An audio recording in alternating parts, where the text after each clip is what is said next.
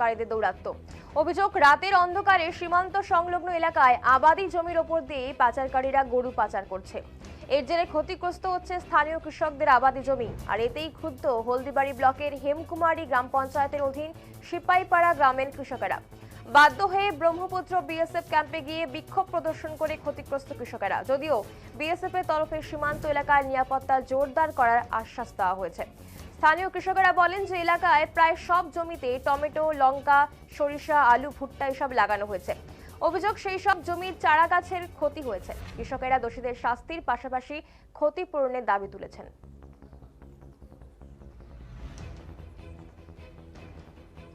এইবার লঙ্কা চারা এবার তো নাই, এমন সময় লঙ্কা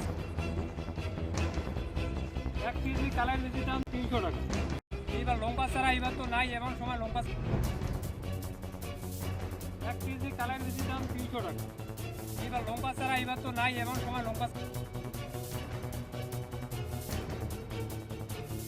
লাভুদার জন্য আমাকেই করবো।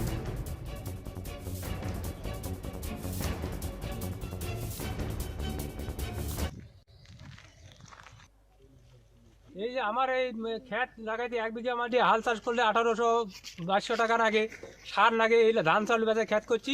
আমার অন্তপক্ষ 40-45 বিঘা জমি এদিকে একদম ম্যাজমার করে দিয়েছে। 50-60টা গরু হয়েছে। একদম সিডব্লিউর বগলত ক্যাম্প আছে, ক্যাম্পের বগল দিয়ে গরু পাচার হয়েছে। এতক্ষণ থেকে কোনো পুলিশ প্রশাসন কোনো করে না। 50-60টা গরু আছে আসিয়া ক্ষেত পা ওটা দিয়া শেষ করে দিছে। হ্যাঁ, আর এটা ক্যাম্প লাগোয়া থাকতে কিভাবে গরুলা গেল, এর আমরা ক্ষতিপূরণ চাই। হ্যাঁ, বিএসএফ কি ডিউটি করে? আমাদের যে মটরশুঁটি, লঙ্কা এবং কি টমেটো এত জমি থাকা সত্ত্বেও কিভাবে গরু পাচারকারীরা গরু নিয়ে আসলো? সামনে ব্রহ্মপুত্র বিওপি থাকার কারণে বিএসএফ কি ডিউটি করে? এত লাইটের আলো, কিন্তু সাধারণ কৃষকের যদি এইভাবে ক্ষতি করে তাহলে আমরা কার কাছে যাব? প্রশাসনের কাছে। প্রশাসন এদিকে ডিউটি থাকা সত্ত্বেও গরু নিয়ে যাচ্ছে, কিভাবে নিয়ে যাচ্ছে? এটা আমরা বিচার চাই, এর ক্ষতিপূরণ আমরা চাই। প্রশাসনের কাছে এটাই অনুরোধ রাখছি। উপপ্রধান প্রতিনিধি জানিয়েছেন, আবাদি জমির ওপর দিয়ে সকালে গরু নিয়ে যায় পাচারকারীরা, ফলে আবাদি জমির ক্ষতি হয়। এই ঘটনায় প্রতিবাদ জানিয়ে এদিন ব্রহ্মপুত্র বিএসএফ ক্যাম্পে বিক্ষোভ দেখান তারা। এই ঘটনায় আতঙ্কিত এলাকাবাসী তারা।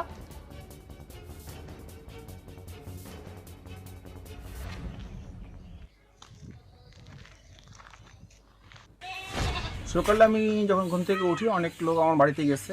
আমি যেহেতু এই এলাকার উপপ্রধান প্রতিনিধি, তাই লোকগুলো গিয়ে আমি জানালো যে সকালে অনেক গরু নিয়ে গেছে। লোকের মরিচ, লোক যে কৃষি করছে জমিতে, সেই কৃষি জমির উপর দিয়ে লোক টমেটো করছে, লঙ্কা করছে, মটরশুঁটি করছে, ভুট্টা করছে।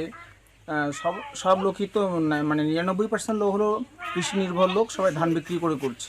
এখন এই কৃষির উপর দিয়ে যদি 20-30টা গরু নিয়ে যায়, গরুর সঙ্গে লোক, তাতে ম্যাসমার হয়ে গেছে কৃষির।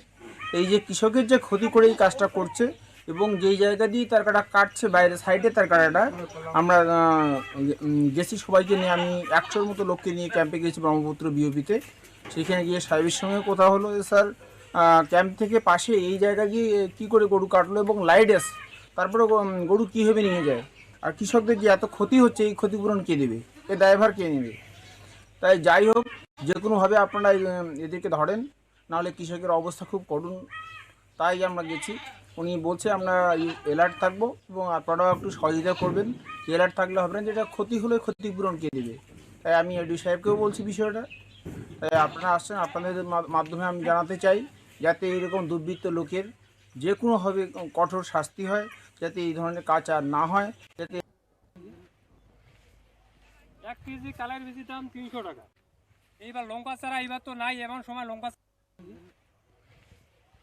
1 কেজি কালার বেশি দাম 300 টাকা। এইবার লঙ্কা চারা এবার তো নাই, এমন সময় লঙ্কা 1 কেজি কালার বেশি দাম 300 টাকা। এইবার লঙ্কা চারা এবার তো নাই, এমন সময় লঙ্কা 1 কেজি কালার বেশি দাম 300 টাকা। এইবার লঙ্কা চারা এবার তো নাই, এমন সময় লঙ্কা 1 কেজি কালার বেশি দাম 300 টাকা।